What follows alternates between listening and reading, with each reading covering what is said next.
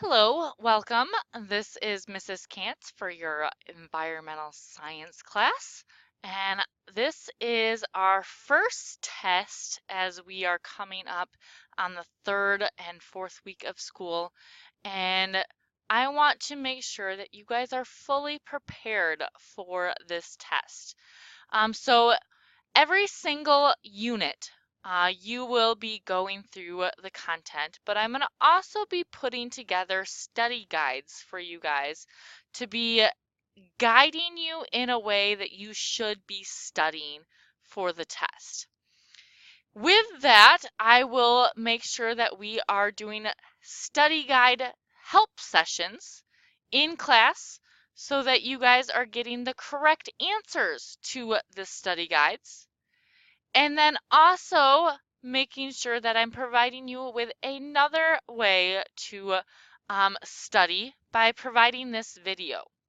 So this video right here is going to be going through our study guide and helping go through the process. So here's what I want you guys to think about. What's one test strategy that you find to be helpful to you?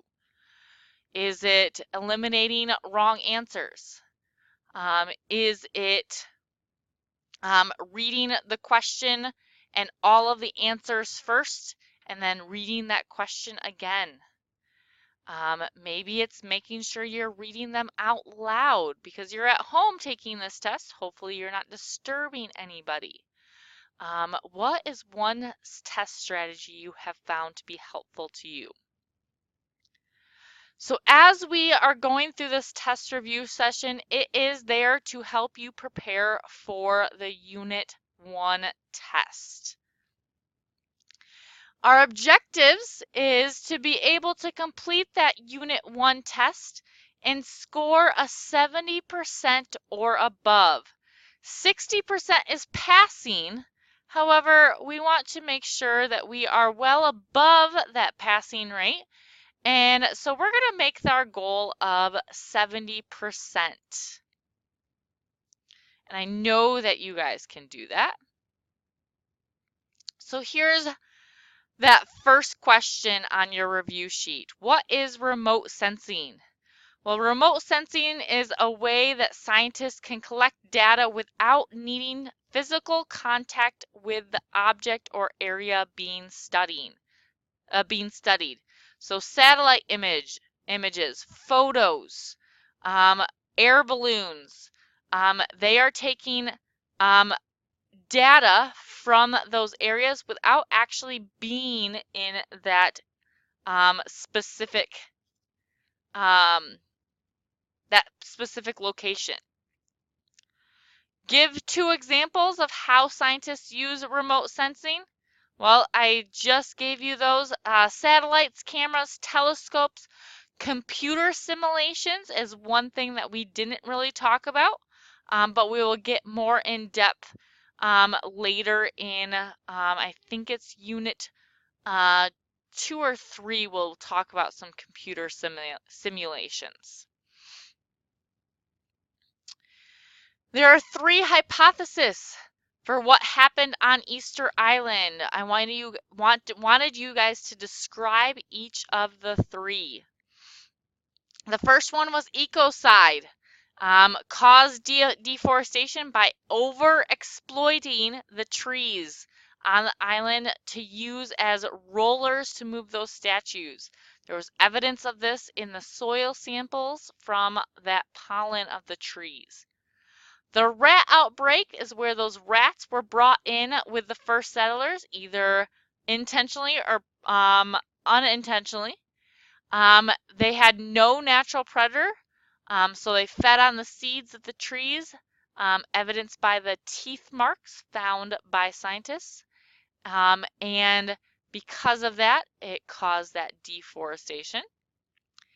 And then drought. Settlers came immediately after a drought had ended, and that drought and changing weather patterns, along with the human activity of deforestation or taking those trees down, led to deforestation and soil erosion, which led to that social collapse This is evidenced by dating of charcoal and pollen core samples. What can each of these hypotheses on Easter Island teach us about today's society? Well, ecocide. There are environmental consequences to overusing or overexploitation of our natural resources. The rat outbreak talks about the dangers of bringing in non-native species to our native species and not controlling them. And the drought talks about changes in climate that can have drastic effects on ecosystems and the interactions between those ecosystems. Who is Rachel Carson and how did she influence the use of DDT? She was a marine biologist and a writer. She wrote Silent Spring, warning the public of the consequences of DDT spraying on wildlife and the environment and humans. And because of her book, it stirred public concern and then prompted President John F. Kennedy to put together an advisory committee to start doing research on DDT. Next question is, describe the irrigation practices of Mesopotamian culture. And that was Mesopotamia created canals from the Euphrates to the Tigris River because of the elevation differences. That water continually flowed through those canals.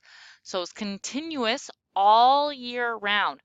Problem was that the water table was able to rise, and then when the water evaporated, it left behind salt on the surface.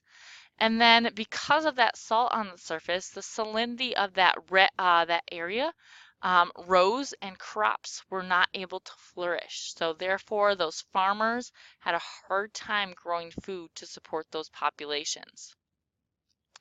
What can we learn from those irrigation practices?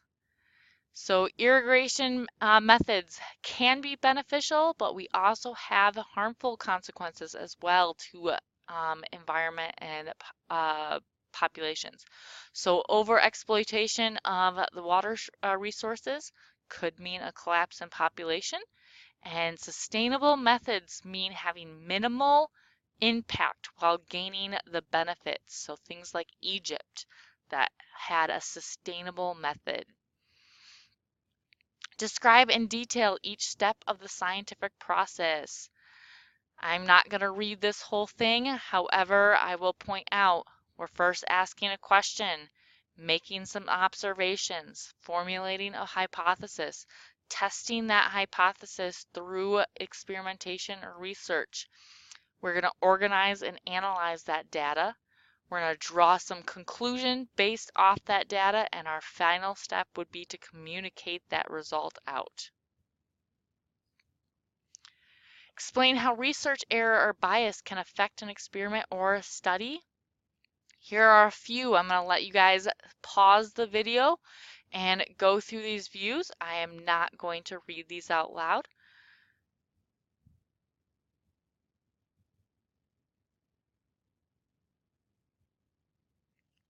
And what environmental event helped in the passing of the National Environmental Protection Act of 1969?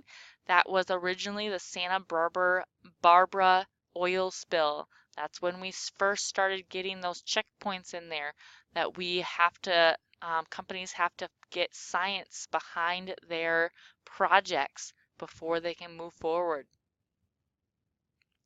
Explain the metric system and why it is used throughout the scientific community. It's a universal system. It uses standardized prefixes for units. Use the power of 10, so it's easy to talk about that metric system instead of in relationship to certain things. Has 7 base units, and we use conversion tables that are helpful in converting from the English system to the metric system. So here are those objectives again. I want you to look at my learning goal here. Do you think that you can complete one 111 unit assessment and score 70% or above? If you feel confident off the information I gave you in this study guide, you would be at hopefully maybe a 4 or a 3. If you don't feel confident and you need some extra study time, please ask those questions. You can send me an email or we can talk about them in class as well. So here are the announcements. The review sheet was due by Friday, September 29th at 5 p.m. This test will be October 2nd, due by 11:59 p.m. Make sure all of your assignments are completed before we move on to the next unit. That includes the participation quizzes.